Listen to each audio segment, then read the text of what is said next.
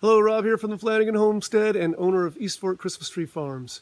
If you're a Christmas tree farmer, stick with me 4 or 5 minutes. You need to hear this, okay?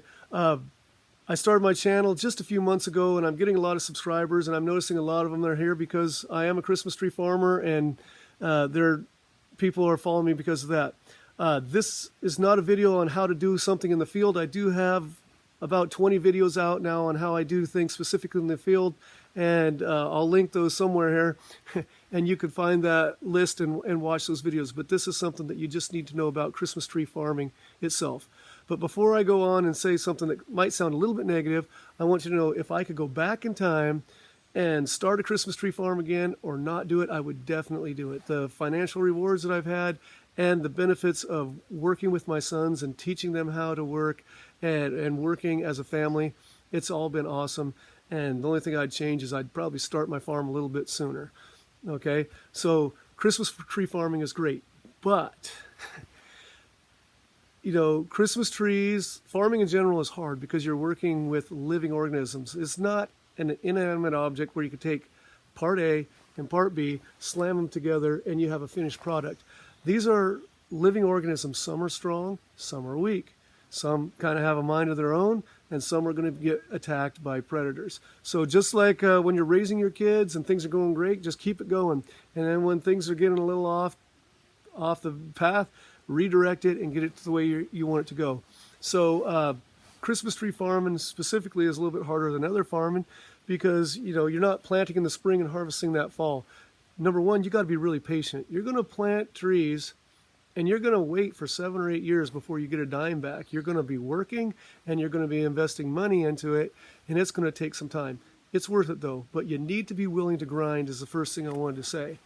The next thing is, know that bad things are going to happen to your trees. If you think you're going to put trees in the ground and over 7 or 8 years, nothing bad is going to happen, you're crazy. Okay? Now don't panic when it happens. I know the first time we started having problems, we were like, well, what's going on?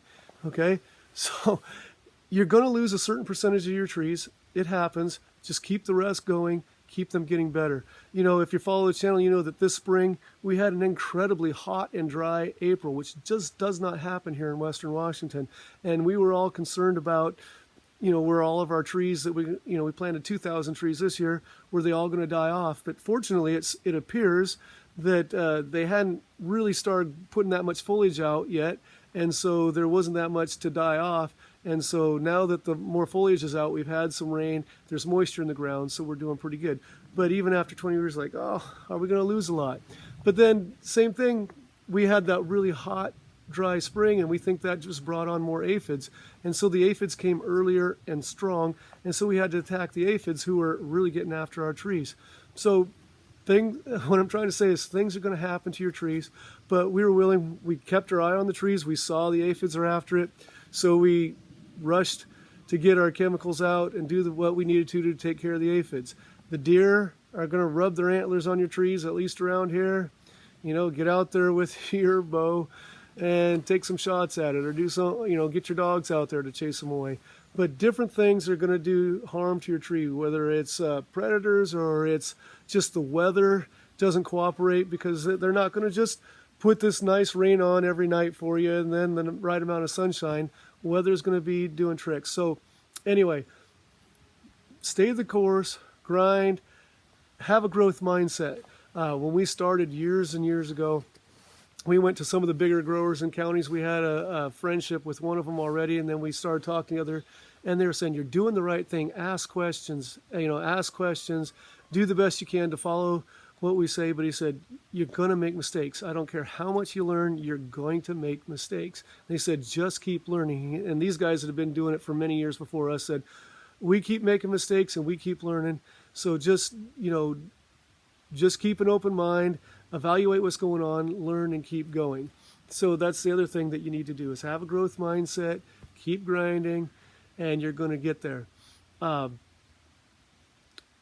And again, I'm going to say, don't panic when you lose a few trees. Now, you don't want to lose too many, but you can overcome it. Even in shearing, sometimes we create it. You're trying to get that 40-degree angle tree around here, and then you cut in too tight, and now you got this big hole in the tree because you hired your nephew that didn't know what he's doing. That's okay. They'll put new buds out the next year. It'll grow. It'll start filling in, and it'll become a nice tree. That tree might take another year or two, but just keep giving it the nutrients it needs, giving it the care it needs, and it's going to get to where it'll be harvestable. So, and in the end, I can tell you, you work, you invest time, you invest money for 7-8 years before you get anything back, and then it starts coming back in, and then your business grows and you get more and more people. And I can tell you now, with the amount of hours that we put in the field and the amount of money that we bring in, it's a pretty good financial reward. It's worth it. But you're, as a Christmas tree farmer, if you really want to do it, you got to be patient, you got to be willing to grind, and you got to be willing to learn. Bad things are going to happen. Get up, keep going, and you can do it. And I'm here to cheer you on, and I wish you the best. And once again, thank you for joining me on the Flanagan Homestead, where Christmas trees are my business, teaching, including horticulture, is my job, and outdoor projects are my passion.